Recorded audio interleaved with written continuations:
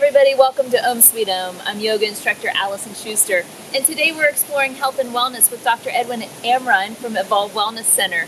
Hi Dr. Ed, thanks for joining us today. Hello Alison, thanks for having me. And today we're taking a walk in the woods. We are, it's awesome. And at first glance people will say, well, that's interesting, what does that have to do with health and wellness? Just getting outside and taking a walk in the woods.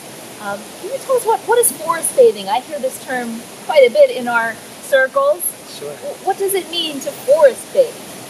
So this term has been coined by the Japanese. They spent a lot of money and time and research looking into the health and physiology benefits of being out in nature and getting away from the crowds of people and cities and all the noise and that kind of stress. So they spent a bunch of money over the decades, and so we got a lot of good information from their studies. From their studies, but what's interesting is we started out being more one with nature, right? If we go back to the dawn of time, which it almost feels that way when we're out in the woods, right, where we were a part of nature, but now we're so removed from it in our jobs, in our lives. We may spend whole days completely indoors. Particularly if we live in a city, but even where we live, we might even spend a couple days where we're not outside. And what does that do to us physiologically? We hear a lot about staying within the fight or flight response. What does that mean? Right, so the fight or flight response is part of our sympathetic nervous system, which is a protective mechanism. And sadly, in this day and age, people stay there all the time. And in short bursts, it's a really, really important system because, as it says, it's fight or flight, right? So you're going to fight your way out of a situation, your village being attacked. The lion's chasing you, right? So you're fighting or fleeing. And again, so it's really good for survival. But the thing is now in modern days, we're in this state all the time because of bills and schedule and even advertisement, right? They use flashy colors and loud sounds. The commercials get turned way up. So we're overstimulated. We're overstimulated, exactly. And so it puts us into this fight or flight sympathetic response. And the thing is our body, the same cascade happens physiologically, whether it is still that bear or lion, or it's somebody cutting you off, driving on traffic, 79, right? Or something like construction, exactly. Road So rage. Our body doesn't know, and it still acts like it's being physically accosted. And so the same cascade of things happen. And again, in long term, you can't stay there. You can't live there. So let's talk about some of the things that happen when you do this. I know in yoga, we tell our students to take that breath down to the belly instead of just breathing in and out of the chest. And that's right.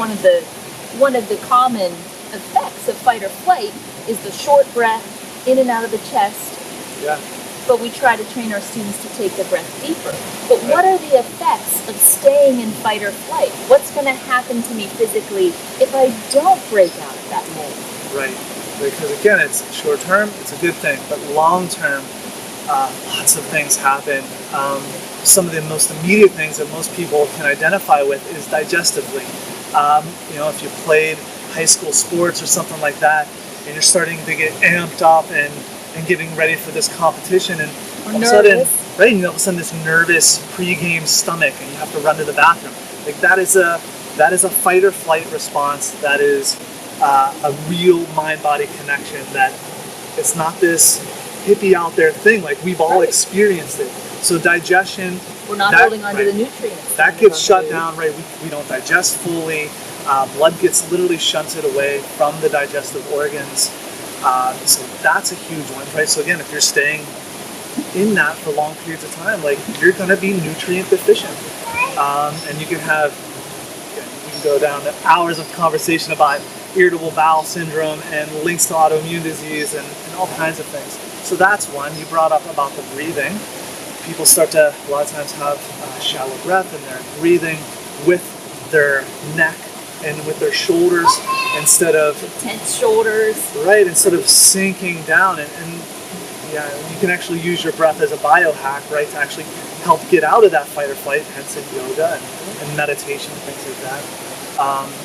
Immune function is huge. Again, chronic So then I'm going to be sick all the time. Yes. Catching every cold that comes through the office. Exactly. That kind of thing. And that's well researched and documented that all of our major killers, heart disease and cancer and all these different things, stress is a major risk factor. Sure. And it's because of how it puts you into this sympathetic dominant fight or flight state. And when you're in that state, you're worried, you don't sleep well. Right, so now we're sleep deprived. Right, and now it's just a downward spiral, right? Because then sleep, then you're going to even be more fight or flight, more sympathetic. Yeah, it goes downhill really fast. And it seems like some very complicated health issues. Yeah. But let's talk about a solution to all of this, and we're doing it right now. Right, exactly. Just simply going out and taking a walk in the woods. So it's not complicated at all to fix the problem. And it's not expensive. Right. It's free. You can get out and walk free. in the woods. And what that does. So as we start to add a little movement, add a little activity, and as simple as taking a walk every day, what do we see start to happen? Yeah, it's just that overall calming effect of this, because everything does start in our mind. Everything is based on our perception of reality. This above-down, inside-out effect. And so if all of a sudden our breathing becomes relaxed and we become less tense and we're going for a walk in the woods, then it's the whole tone of our entire body changes over time if you consistently dose it. Sure. And then we begin to expect it and crave it, right? To come outside. And we didn't even talk about vitamin D, getting a little bit of sunlight, a little bit of fresh air. But all of those things factor into our health. We go down to so many rabbit holes of being outdoors. Even walking out here today. As soon as we walk in the woods, and we're working today because we have the best jobs ever, but even walking into the woods, you immediately begin to relax. You immediately begin to breathe a little deeper. So all of that helps us to stay healthy. Yeah. It's interesting. And you bring up the movement and the intensity of the movement really again affects of what part of that nervous system we're into. If we're into that sympathetic dominance or the parasympathetic, which is the opposite side of that coin, which is our rest, digest, healing, sexual function. All these things are on that side of the nervous system, and we can't live in that sympathetic dominance. And we were talking before, like how sadly, even within yoga, this trend of everything has to be high intensity, right? And it can't be, and we have to learn to be more mindful and aware of ourselves and what's going on in our life, moment by moment, day by day, to pick what exercise and movement is going to be appropriate for what our body actually needs at that time, right? Picking the right yoga practice, because exactly, it can't all be power yoga. Right. At times it has to be restorative and slower. And I think our culture sometimes fuels that says that fitness has to exist at this, all-star level. And I think it sometimes discourages people from considering just the walk in the woods as fitness, as health and wellness, because we look at the pro athletes and so forth and say, well, if I can't do that, I really can't do fitness, and that's not the case at all. No, definitely not. We can gain the benefits from something as simple as a walk every day, and not spend a lot of money or time. It's amazing what even just half hour a day might do. Yeah, exactly. For your overall well-being. And as a chiropractor, I have so many patients that are overtrained, or then people that come to me and saying that, I've gotten into this heavy exercise routine and it's had great benefit, and I've lost some weight. Now I'm stuck. I've plateaued, and it's because it's been too intense for too long. Again, and they're not being mindful, and they're not ebbing and flowing with their body, and then getting those health benefits because it's too much stress. It's too much intensity all the time. If you go hard, you also have to rest hard. So you have to find a balance. Have to find a balance. And that's physically and mentally. We'll pay the price eventually. You will always pay the price eventually. and how nice to be able to find too that stress reliever. So if you're feeling that you have reached that point where you've had a stressful day, whether it's work, whether it's traffic, any of the things that that put us into that fight or flight response to be able to have a solution that is a healthy solution, to take a walk, to add some movement, to balance that intensity, I think is a wonderful skill to master. And so simple. When we talked about the serious and complicated health problems that can result from this, there's such a simple solution and an easy way to fix it. And how great that that's available to us every day. And here in Western Pennsylvania, we have so many beautiful places to come and take a walk in the woods. Yeah, we're very privileged, right, to be so close to McConnell's Mills and Moraine State Park, and that we can get outside very easily and quickly. Dr. Ed, if we want to learn more about what you do, where can I find more information? You go to evolvedwellnesscenter.com. We have a website that has the information you need. Our phone number is 724-453-4848. We try to be also active on Facebook. I like to use that as a blog, and when I go into my trains of thoughts and trying to get people to see connections of things like we're talking about today, forest bathing and nature and the benefits, and try to use that as a good tool, as an educational tool. And we know you'll be a recurring guest here on Om Sweet Om.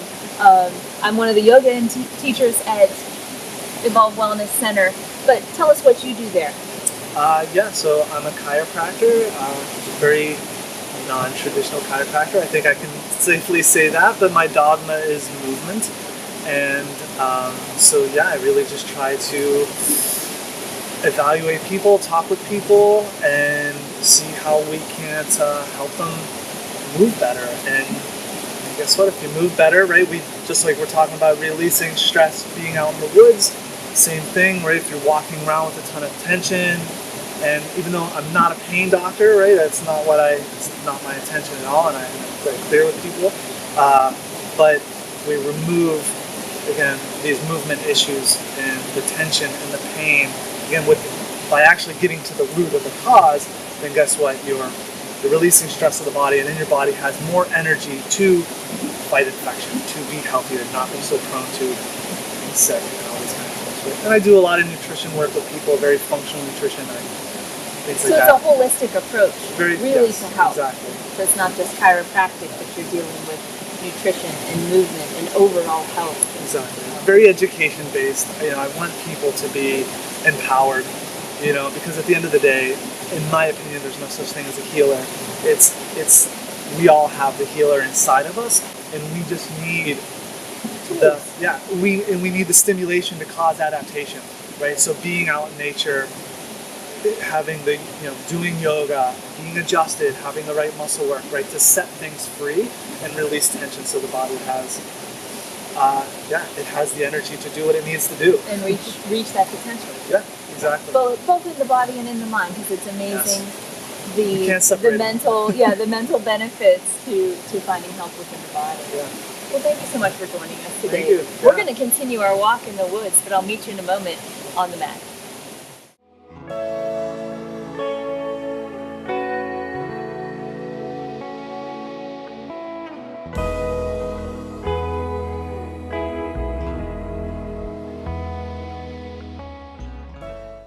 The history, the sports, the stories, the events. Armstrong Local Programming puts the focus on our community. Watch to learn about new events or discover the rich history of our area. You can find local programming on your local programming channel and on demand. Want even more? Subscribe to the Armstrong One Wire channel on YouTube. It's our town all the time with Armstrong Local Programming. One Wire, infinite possibilities. Let's start out in child's pose today. Knees as wide as the mat, gently pressing the hips back to the heels, letting the forehead rest on the mat, and just taking a moment to come into the breath, using child's pose as our centering posture. And although we are only in it for a few minutes, you can always take as much time as you want in child's pose to bring yourself to center, drawing to the four corners of the mat, putting the focus on the breath, lengthening the inhale and the exhale. In today's practice, we're going to do a mandala, The ancient symbol of a mandala is a circle. And in many cultures, circles are used to symbolize oneness with the universe, starting at one point and ending at that point 360 degrees. So as we circle around our mat, we can think about the oneness with the natural world around us and grounding our practice in that natural world. Placing your hands on the mat, shifting your weight forward into tabletop, taking 1 or 2 breaths in cat-cow. Inhale, lift the chest, gaze forward. Exhale, press into the mat, round the spine. Inhale, gaze forward, drop the belly. Exhale, press into the mat, draw the sides of the belly together, rising up. Then bringing yourself to a neutral spine. Put your gaze between your 2 hands, step the right foot through your hands, left foot steps to meet it. And a nice deep sun breath in. We exhale, hands to heart center, taking it all the way down, forward fold. Inhale, hands to shins, halfway lift. Exhale, release, forward fold. Inhale, hands to shins, halfway. Exhale, release, forward fold. Stepping the left foot back, crescent lunge. Left hand comes to the instep, right arm reaches up, little twist. Nice deep breath here. Then bringing your hands back to the instep, putting your weight into your hands. Shift the weight from the shoulders down into the wrists. Maybe dropping the right arm underneath the right leg. Let your hand rest on your foot. If you want a little balance challenge, maybe coming up onto the left fingertips. Or the left hand can come out into an airplane wing. Maybe that right arm lifts up off the mat as well. Deep breath here. Then releasing. Bring yourself back to the instep. Hands come up to heart center. Maybe that left elbow comes over to the right knee. Little twist. Taking it back to center. Hands down to the mat. Walking your hands into a straddle. Nice deep breath in, press to a flat back. Exhale, release. Forward fold, crown of the head goes down towards your mat. Inhale, press to a flat back.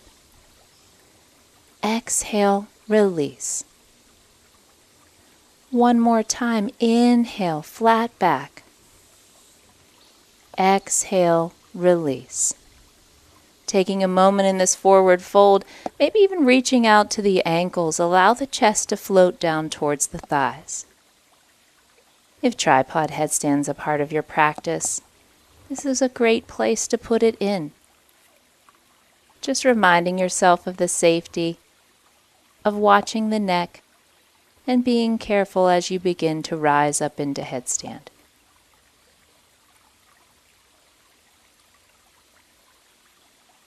If you stay in forward fold, maybe even placing the hands into the straddle and walking them a little deeper.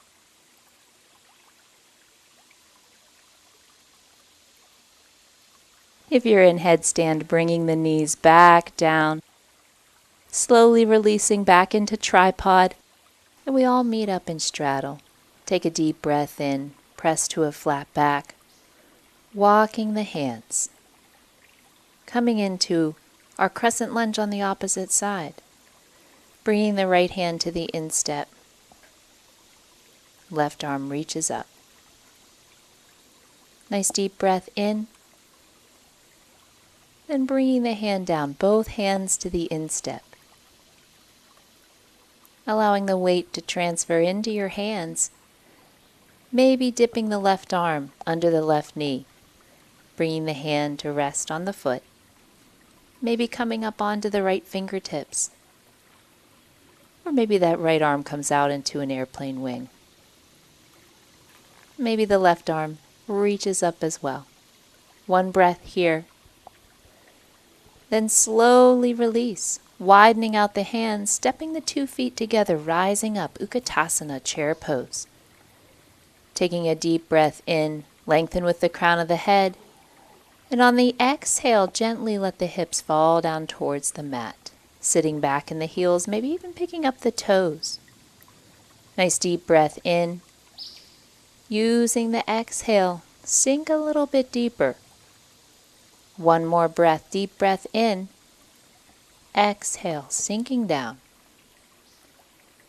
And releasing into a forward fold, widening out the feet, grabbing onto opposite elbows, shifting from side to side in ragdoll. Then the hands reach down for the feet. Step the left foot back. Crescent lunge. Walking the hands into the straddle, nice deep breath in, press to a flat back, and just toe heel the feet together. Make the straddle a little less steep.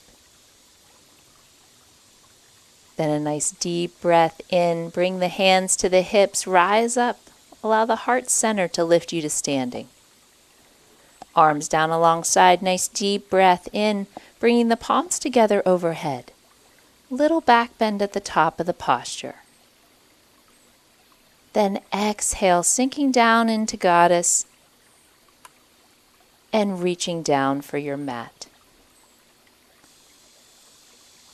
Walking those hands, coming to the other edge of the mat, step those 2 feet together. Nice deep breath in, rising up, Utkatasana. As you exhale, can you sink the hips a little further? Subtle movements, maybe 1/4 of an inch more. Deep inhale, lengthen the spine. And exhale, release. Another deep breath in. And exhale, release. One more deep breath in. Taking it down to that lowest point you can, maybe even holding it there. 5, 4, 3, 2, and 1. Release, forward fold. Inhale, hands to shins, halfway lift. Exhale, release, forward fold. Inhale, hands to shins, halfway. Exhale, release, forward fold. Coming to seated on the mat. We inhale the hands all the way overhead. Grabbing the right wrist with the left.